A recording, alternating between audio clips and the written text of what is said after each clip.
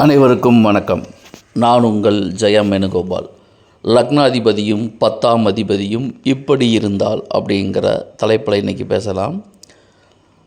ஒரு ஜாதகத்தில் ஆண் ஜாதகமோ பெண் ஜாதகமோ ஃபஸ்ட்டு லக்னாதிபதியோடைய நிலைமையை பாருங்கள்.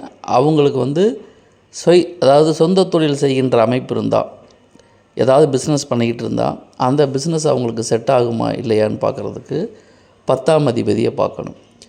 ஒரு ஜாதகத்தில் லக்னாதிபதி இவர்கள் இருவரும் வலுவாக இருந்து 10ஆம் அதிபதியும் வலுவாக இருந்துச்சுன்னா இவர்களுக்கு எந்த தொழில் செய்தாலும் அந்த தொழிலில் வருமானம் செய்யக்கூடிய அமைப்பு இருக்குது அப்படின்னு நம்ம தெரிஞ்சுக்கலாம்.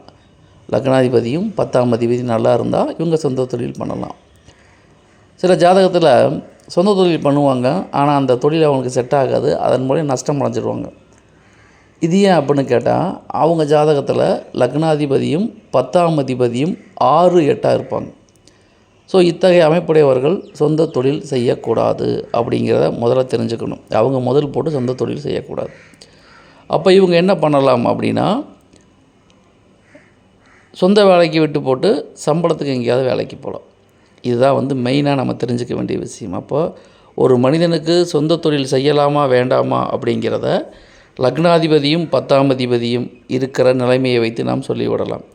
சில பேர்த்துக்கு லக்னாதிபதி நல்லா இருப்பார், 10ஆம் அதிபதியும் நல்லா இருப்பார், ஆனால் தொழிலில் பெரிய டெவலப் இருக்காது. காரணம் என்னென்னா, இருவருமே திதி சூனியத்தால் பாதிக்கப்பட்டு இருப்பார்கள் அப்படின்னு நம்ம தெரிஞ்சுக்கணும். அதாவது லக்னாதிபதி ஆட்சியாக இருக்கார், 10ஆம் அதிபதியும் ஆட்சியாக இருக்கார், ஆனால் சொந்த தொழிலில் பெரிய சாதனை கிடைக்கல. என்ன காரணம் கேட்டால், அவர்கள் ஏதாவது திதி சூனியத்தால் பாதிக்கப்பட்டு இருப்பார்கள். இவை எல்லாமே பொதுவான தகவல் தான்.